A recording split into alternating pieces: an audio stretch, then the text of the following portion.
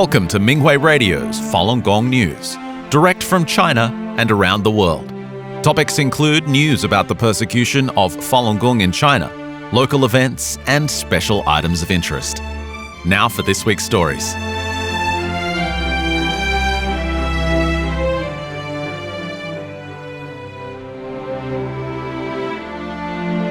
USA. Falun Dafa practitioners participated in Fremont, California's annual Festival of Globe India Day Parade and Fair on August 16th. The event celebrated India's Independence Day with cultural performances, floats, and community groups. Practitioners demonstrated the exercises, performed the dragon dance, and played the waist drums. After the parade, the practitioners continued to introduce Falun Dafa to the public at their booth. Parade organizers, local officials, and spectators praised the group's performance and expressed appreciation for Falun Dafa's principles of truthfulness, compassion, and forbearance.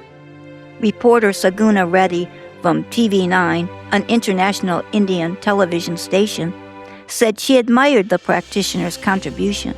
She said she covers the event every year and that this year's parade was impressive. France. Peaceful efforts to expose the persecution of Falun Dafa took place in the city of Paris during the first 2 Saturdays in August. Practitioners also demonstrated the exercises and told people about the benefits of the practice.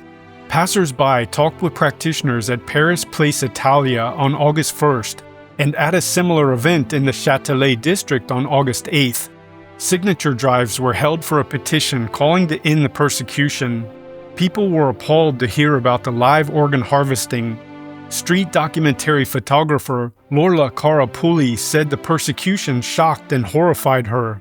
She took some photos and said she would send them to newspapers, as well as learn more about the issue. The UK. Falun Dafa practitioners participated in the 48th Bristol Balloon Fiesta from August 7th to August 9th in the city of Bristol, England. One of the largest hot air balloon festivals in Europe, the popular event attracts thousands of visitors from various countries each year. This was the 4th year that practitioners were invited to participate. Practitioners demonstrated the exercises and raised awareness about the persecution. Many people signed a petition calling for an end to the persecution and watched practitioners perform dragon and lion dances. Sweden. A 1-week-long Falun Dafa summer camp was held for people of all ages in the town of Uddevalla from July 27th to August 2nd. The town was particularly special to some camp participants because more than 30 years ago, they listened to Master Li give a lecture there. Camp participants read Falun Dafa books together, did the exercises, and talked about their cultivation experiences. They also held an event in the city center on July 30th to introduce the practice to the public and raise awareness of the Chinese Communist Party's persecution. It drew attention from both local residents and tourists. Some people read the displays while others talked with practitioners. Some tried the exercises. Practitioners also did the exercises during a folk music and cultural festival held at the Uddevalla City Museum on August 1st. Germany. Falun Gong practitioners held rallies and marches in the city of Frankfurt in August. One rally took place in the center of Frankfurt at Hauptwache Plaza on August 7th and another near City Hall on August 8th. Performances by the European Tianguo Marching Band, Waist Drum Team, and Dragon Dance Team drew many spectators. Practitioners introduced Falun Gong and presented information about the ongoing persecution in China. People attending the events signed a petition calling for an end to the human rights abuses. Hessian State Parliament member Oliver Stirbach sent practitioners a letter that was read at a rally. In it, he proclaimed, "I stand firmly by your side," expressing his solidarity with persecuted practitioners. He also said, "You give a voice to those whom the party aims to silence. You demonstrate that intimidation and oppression will not go unchallenged." The Netherlands. A large banner was hung in front of the Ministry of Foreign Affairs of the Netherlands near the Hague Central Station on August 6th. It said, "Immediately release 74-year-old Dafa practitioner Lu Yanchun." That message referred to an incident that took place in Changchun, China, when police conducted large-scale arrests of Falun Dafa practitioners on July 2nd. The practitioner mentioned on the banner was among those arrested that day. Some others arrested were in their 80s or disabled due to long-term imprisonment. Falun Dafa practitioners called on the Ministry of Foreign Affairs of the Netherlands and the public to help release those practitioners who were illegally arrested. Many passers-by read the display boards containing descriptions of the decades-long persecution in China. Some people asked for more information about the crimes, while others signed a petition calling for the practitioners' release. Indonesia. The 2026 Indonesia Falun Dafa Experience Sharing Conference took place on August 16th in the city of Yogyakarta. Practitioners from across the country attended the event, and 17 participants shared their cultivation experiences. Representing all walks of life, the speakers explained how they improved their character by looking inward when facing conflicts and applying the guiding principles of Falun Dafa, truthfulness, compassion, forbearance. They also spoke of how, by applying these teachings in their everyday lives, they were able to overcome challenges in a positive way. Conference attendees said they were inspired by fellow practitioners. They expressed gratitude to Falun Dafa and Master Li, the founder of the practice, and spoke of their determination to continue to cultivate diligently. Malaysia. A 9-day Falun Dafa introductory course was offered in the city of Kuala Lumpur from August 1st to August 9th. One person traveled from another city to attend. Some participated for the first time, while others had previously taken the classes multiple times. The attendees watched videos of lectures given by Master Li, the founder of Falun Dafa. They also learned the 5 Falun Dafa exercises. Several participants described the changes they experienced.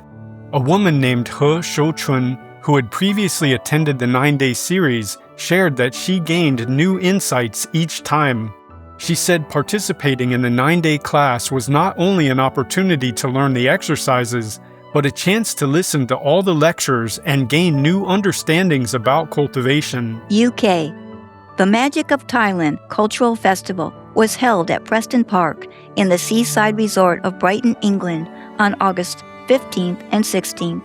The weekend cultural festival toured several cities around the UK and attracted locals with Thai cuisine, traditional music and dance, martial arts, and handicrafts. Nearly 100 stalls lined the event, drawing tens of thousands of attendees. Falun Dafa practitioners introduced their practice on the main stage, demonstrated the 5 sets of exercises, and performed the dragon dance and played Chinese waist drums. They also taught the exercises at their booth and raised awareness of the persecution of the practice with the signature drive. Japan. Minghui School students, along with their parents in the Kanto region, participated in a 4-day summer camp held from July 30th to August 2nd. The Minghui School is a non-profit educational organization established by Falun Gong practitioners. The school's primary objectives are to properly educate children in a cultivation environment and to offer classes on traditional Chinese culture. 27 people, including 14 children from kindergarten to middle school age, took part. The event was held at the Kamugawa Youth Nature Center on the coast of the Chiba Prefecture. Amidst the natural surroundings, the children engaged in a wide range of outdoor activities and enjoyed a fulfilling vacation experience. They studied the Falun Dafa teachings in a group and practiced the exercises. They also swam, kayaked, and cooked meals outdoors and enjoyed fireworks displays. USA. A Falun Dafa Experience Sharing Conference was held at the San Mateo Hillsdale Theater in San Francisco, California on August 15. 23 practitioners from the San Francisco Bay Area and nearby regions shared how they aligned themselves with the principles of truthfulness, compassion, forbearance by studying Falun Dafa's teachings. Practitioners reported confronting attachments to fear, resentment, fame, gain, and sentimentality. One 28-year veteran of the practice said that he'd come to understand more clearly that cultivation is not about proving oneself, but about assimilating to Dafa, eliminating attachments, and developing compassion.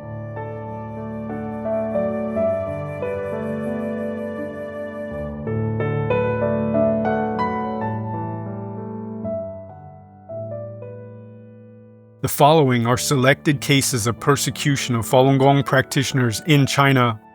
A 65-year-old woman in Kunming City died suddenly on September 9, 2025, 2 days before the end of her 6-year prison term for practicing Falun Gong.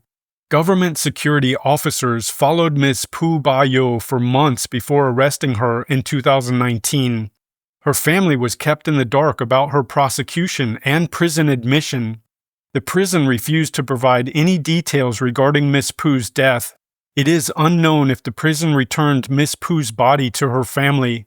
According to an insider, Ms. Pu was injected with toxic drugs while in prison, a common practice imposed on Falun Gong practitioners who refuse to renounce their faith. Since the CCP ordered the persecution of Falun Gong in 1999, Ms. Pu was repeatedly targeted for upholding her faith. Prior to her latest prison term, she received 2 other 3-year sentences. Unable to cope with the pressure of the persecution, her husband divorced her, leaving Ms. Pu to raise her daughter alone. A 62-year-old barbershop owner in Hunan province was sent to prison on August 5, 2026, to serve a 3-year term because he practices Falun Gong. Mr. Liang Zhongguo was arrested last year for distributing informational materials about Falun Gong. He was held in a detention center before he was sentenced to prison. Mr. Liang has been repeatedly targeted for upholding his faith. Prior to his latest sentence, he previously served 2.5 years in a labor camp and 2 prior prison terms totaling 8.5 years. Mr. Liang went to Beijing to appeal for the right to practice Falun Gong in 2000 and was arrested. Mr. Liang was later arrested again while en route to Beijing and then sent to a labor camp. After Mr. Liang was released from yet another arrest in 2003, he was forced to live away from home for years to avoid further persecution, but was later arrested and sent to prison. While a 67-year-old woman in Shandong province was detained for her faith in Falun Gong, her incapacitated husband died after repeated police harassment and intimidation.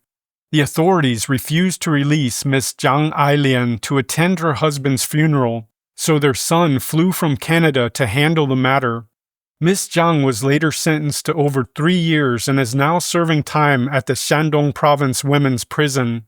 Ms. Zhang's wrongful conviction stemmed from her arrest in September 2025, when she went to a wholesale market to distribute Falun Gong informational materials. A security guard recorded and reported her. The police followed her home, raided her place, and arrested her. While Ms. Zhang was in detention, the police harassed her husband multiple times. Her husband was already incapacitated, and his health further deteriorated from the mental distress. Less than 1 month after her arrest, he passed away alone at home. His body was found days later when his relatives came to visit. A 76-year-old woman in Tianjin was sentenced to 4.5 years. This is the second time that Ms. Liu Jimei has been wrongly convicted for practicing Falun Gong. Ms. Liu was arrested last year. Her home was ransacked. Her husband, Mr. Wang Runchen, was also arrested because the police alleged that a surveillance camera recorded him distributing Falun Gong informational materials. He was released later that day, but Ms. Liu remained in custody. Ms. Liu was previously arrested and sentenced to 1 year after being reported for talking to people about the persecution of Falun Gong in a public place. After the Chinese Communist regime initiated the persecution of Falun Gong in 1999, the family endured repeated arrests, harassment, and detention for upholding their faith. Ms. Liu has been arrested more than 10 times. Her son, Mr. Wang Haifang, was sent to a forced labor camp and fired from his job. Her daughter, Ms. Wang Heiyin, was also sentenced and subjected to involuntary drug administration, which led her to suffer a mental breakdown, and she remains mute and in a delirious state most of the time.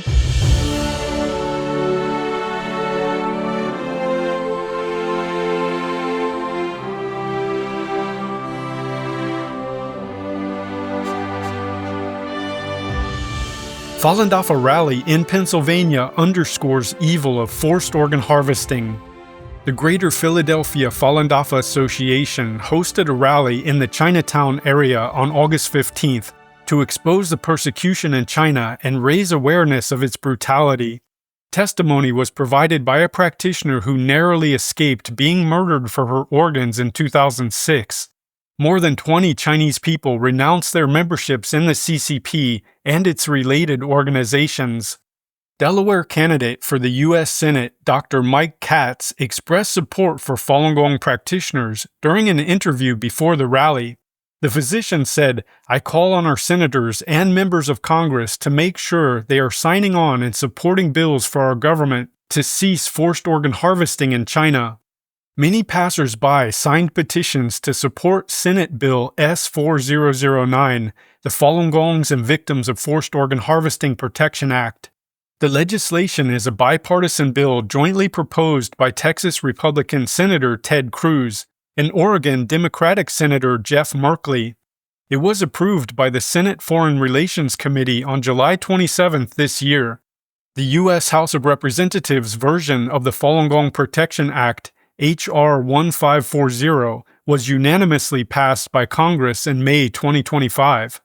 During the rally, a Falun Gong practitioner originally from Anhui Province, China, named Tian Zhongfeng, recounted her experience of narrowly escaping organ harvesting after she was arrested in March 2006. She was brought from a labor camp to a hospital where she was restrained. She was administered unknown drugs and her condition was monitored daily.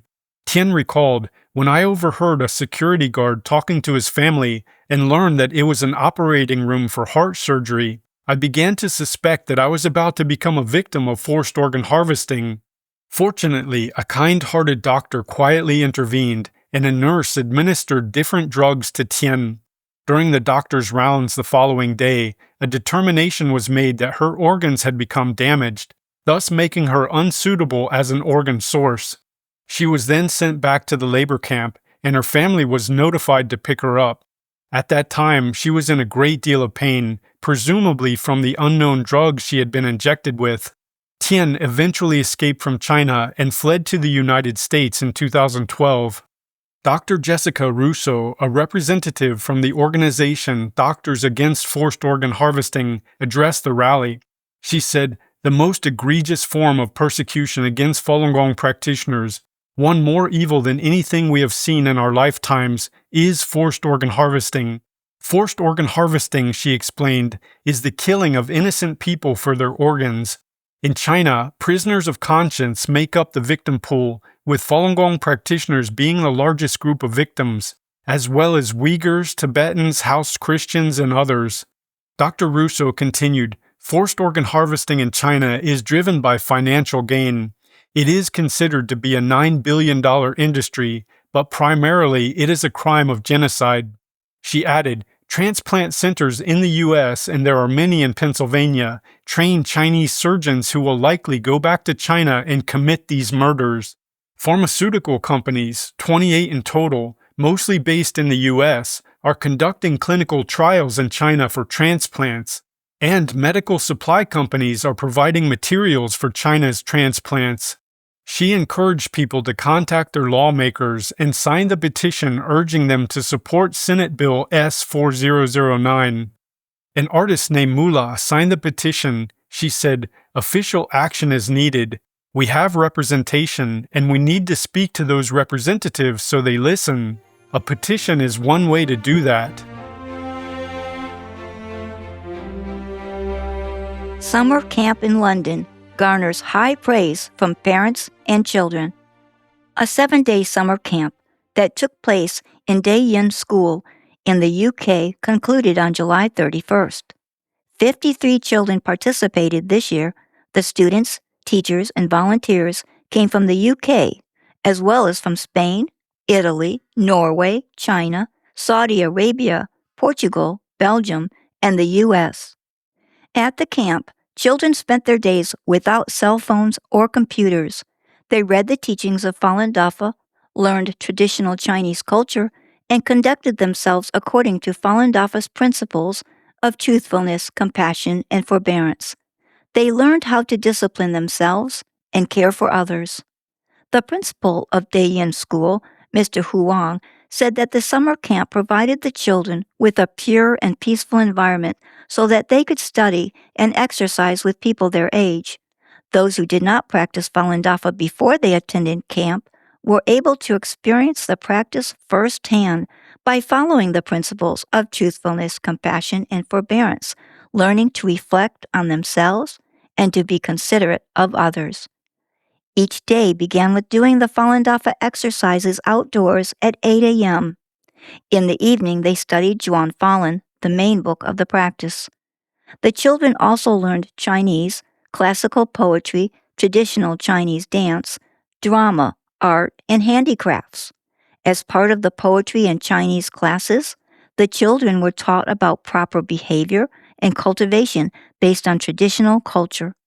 In drama classes, they enacted ancient stories. The classical dance and art classes helped the children with focus, self-discipline, and teamwork. 7-year-old Angel said she enjoyed classical dance classes the most. She shared, "The movements are complex, and that is precisely why we need to put in our best effort to practice," which was really fun. When asked about his favorite class, Riley gave an interesting and short answer. "All of them. I listened carefully in all the classes." A student who has attended the summer camp for several years said that his favorite class this year was Chinese, especially classical poetry and recitation. He said, "The singing like recitation is healing.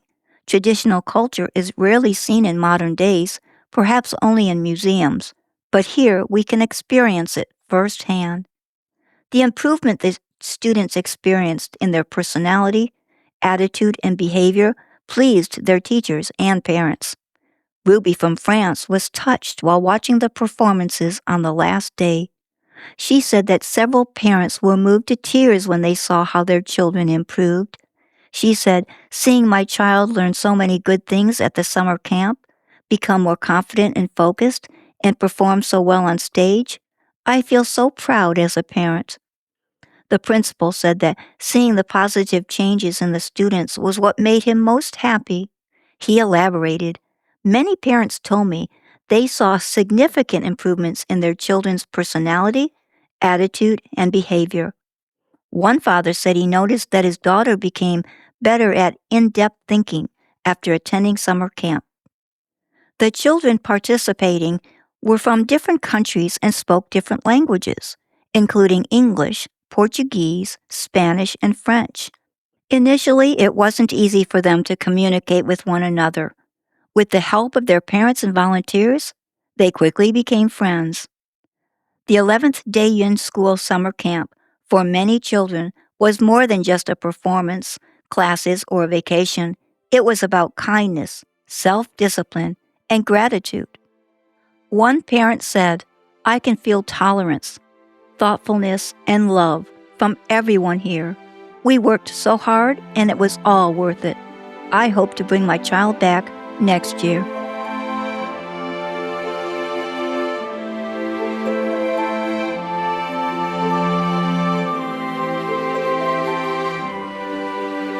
Thank you for listening to the Minghui Radio Podcast.